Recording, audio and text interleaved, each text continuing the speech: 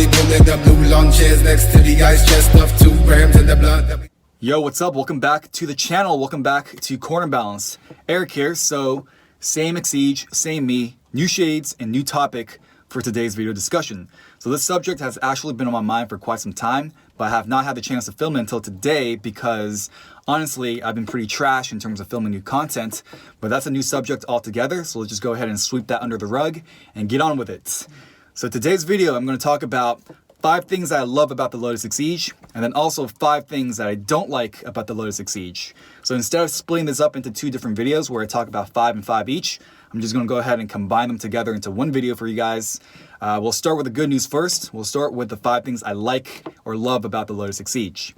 So I've had this car for about 9 months now, and after working on it for all this time as well, I've had pretty good exposure and experiences with this car itself, so I kind of know about its nuances and intricacies, so to speak, for me to kind of speak on this subject matter. But I also tried filming this. Obviously, I'm sitting inside the Exige right now, stationary, but I tried filming this while it was moving, just driving around, but honestly, this thing is way too damn loud, and the audio was just super bad, so we're gonna have to keep this thing a little bit more quiet and sedate for this filming. But don't worry, it's not just gonna be me talking. I am gonna throw in some B-roll footages and just some, like, you know, layer on some like images and stuff like that as I go through these points, so it won't just be a boring talking video. But anyway, let's go ahead and get into it. Number 1, the first thing that I love about the Lotus Exige is its looks.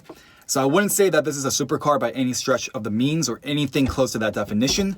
I wouldn't say it's exotic or anything like that either, but I do think it has the supercar and exotic looks. So it definitely punches above its weight class.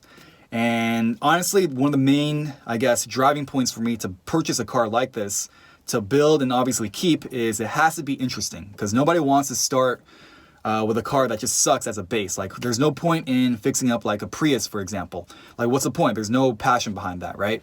I think at the end of the day, the foundation is what's important. So you want to have a car that is as interesting and as wild looking as possible, I think, to make, I guess, the effort worthwhile. So that's at least my philosophy, and that's really what gravitated me towards picking the Lotus Exige, is because of just how crazy and unique and different this car looks. I mean, it really does break necks every time I drive it. And it also has a roof scoop, which is amazing. I mean, how many cars out there have a roof scoop? And it also has this crazy fastback or whatever you call it. I kind of messed up botched that term pretty bad. But you know what I'm talking about, like the hatch area. And speaking of its looks, like, I mean, a lot of this kind of comes with the chassis design of the car itself, right? It has a full aluminum tub, and then it has this like layered on clamshell fiberglass body that goes on top of it. So the entire construction and package that you get with this car is very, very unique. So that's number 1. So let's go ahead and move on to number 2. The second thing I love about the Lotus Exige is its easy maintenance, reliability, and low consumables. And that's all thanks to the Toyota-derived power plant that Lotus dropped in here. Of course, it has a 2ZZ engine, and with that, you gain all of the reliability that you would with a normal Toyota. And in terms of everything outside of the engine, there's not a whole lot to break or go wrong with the car itself because of how analog and simple it really is. And even maintaining the car just from like a day-to-day consumable standpoint, there's not a whole lot that you have to do because brake pads on this thing last forever. So I think Lotus did a really great job with the packaging of the Exige, because you kind of marry the benefits of having an exotic looking sports car with the day-to-day livability and drivability of just a Toyota. So you kind of get the best of both worlds. So number 3, the third thing I love about the Lotus Exige is, of course, its lightness. This car only weighs about 2,000 pounds. It's super light, and there are a lot of benefits that extend and stem from its low weight, the main one being its superb handling. Honestly, the steering feel as well for this Lotus Exige is one of the best I've ever felt. And of course, they say when you want to go fast in a straight line, you can add power. But if you take the words of the late Colin Chapman, if you add lightness, you not only go fast in a straight line, but you also stop faster, and you also corner better. So you get 3 instead of just 1 benefit. So number 4, the 4th thing I love about the Lotus Exige is actually its aftermarket support. And for me, of course, the main reason why I wanted to pick an Exige is because I wanted to actually tune it and modify it a bit. I never want to buy a car that's just something that's, you know, out of the box and I never really touch it because that's how you get bored and that's just not my style. So I really wanted to gauge a car's purchase based on how much potential it has to be modded. And to be honest, it surpassed my initial research because once I actually had the car, I realized that there's a lot more things you can actually buy for the car.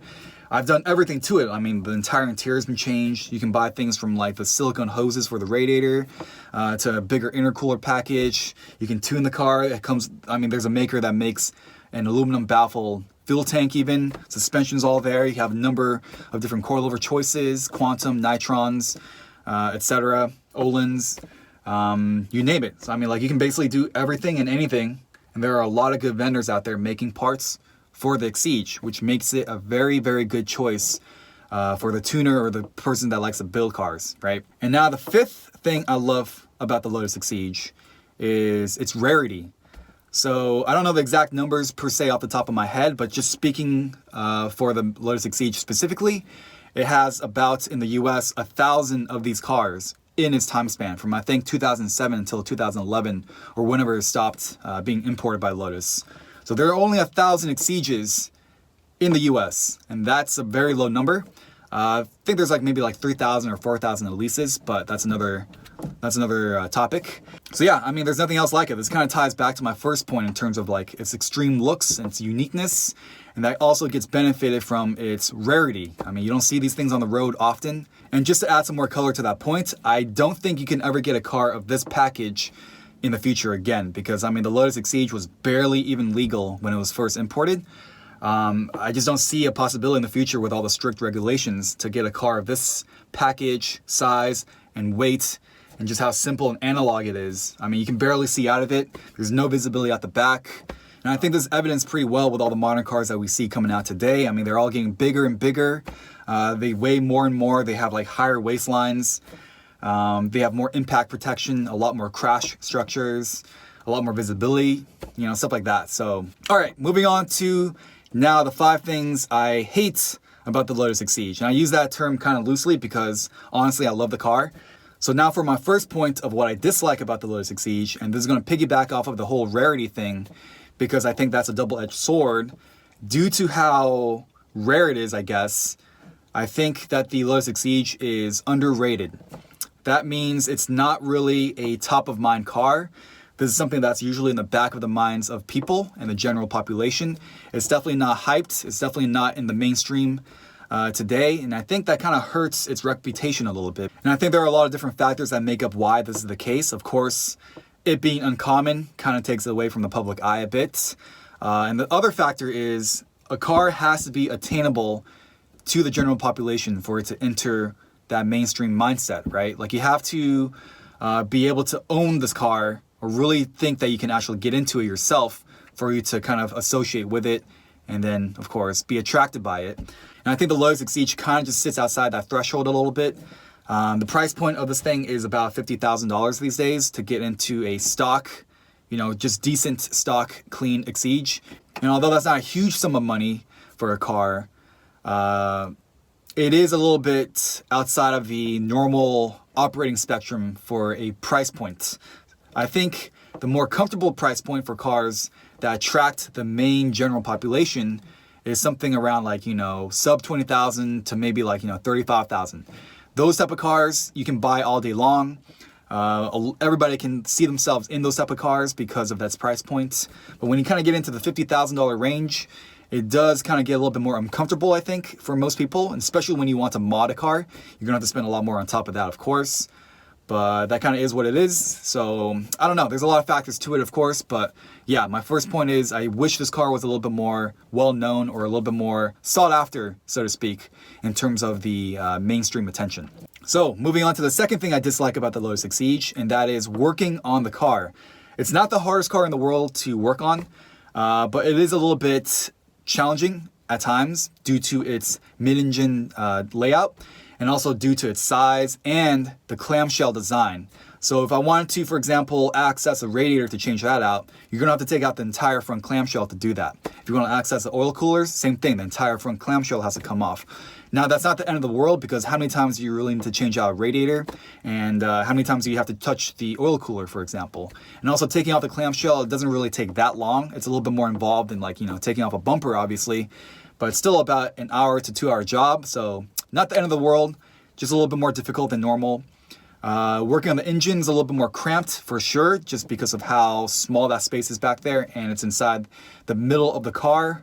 And now going back to this winter when I was working on the engine and upgrading all the components on it, I actually did not have to take off the rear clamshell to do that. Everything was accessible from either underneath or on top. Even taking out the transmission was doable with the clamshell in place. We just had to, of course, take off the entire driver's side rear suspension to do that. So it was definitely a lot more difficult, but the point is, it's not difficult to the point where it's almost impossible, or you need like a professional lift or something like that to work on this car. You can still do this inside your home garage.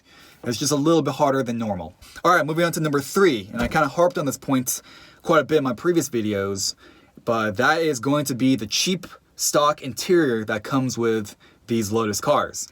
You can definitely tell that they spent most of their investment in terms of the car's price itself in the chassis and in the body of the car, and they skimped out on the interior because all the panels, all the trim panels and stuff like that was just like cheap plastic. It really felt basic. So that's why I spent so much work this winter upgrading the entire interior. It's a lot of work, but on the flip side, when you do invest the work to redo the interior like I did, I think the results that you can gain from it are potentially very, very high. All right, now segueing off of that point, let's talk about the 4th thing I dislike about the Lotus Exige, and that's going to be the stock shifter that Lotus gave these cars.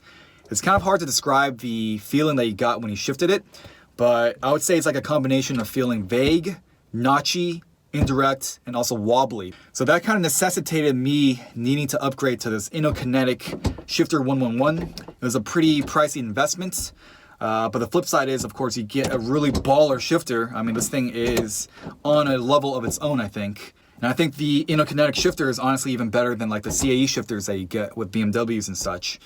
Okay, we're down to the last and final 5th thing that I dislike about the Lotus Exige, and that is its wheel options. To put it simply, they're very, very limited.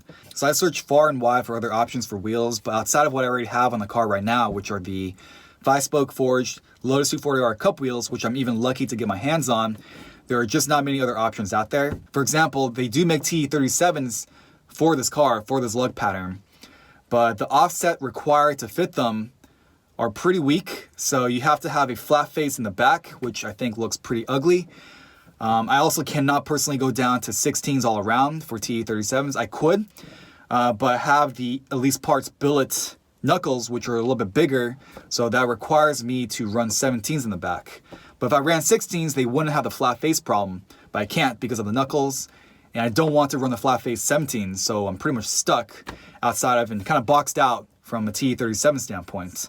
And that is a wrap. So that's going to conclude the 5 things I love about the Lotus Exige and the 5 things I hate about the Lotus Exige. Hopefully you guys found this video interesting. If you liked it, please give me a like. That helps a lot. If you are looking forward to more content like this, subscribe. And with that, that's it. Peace.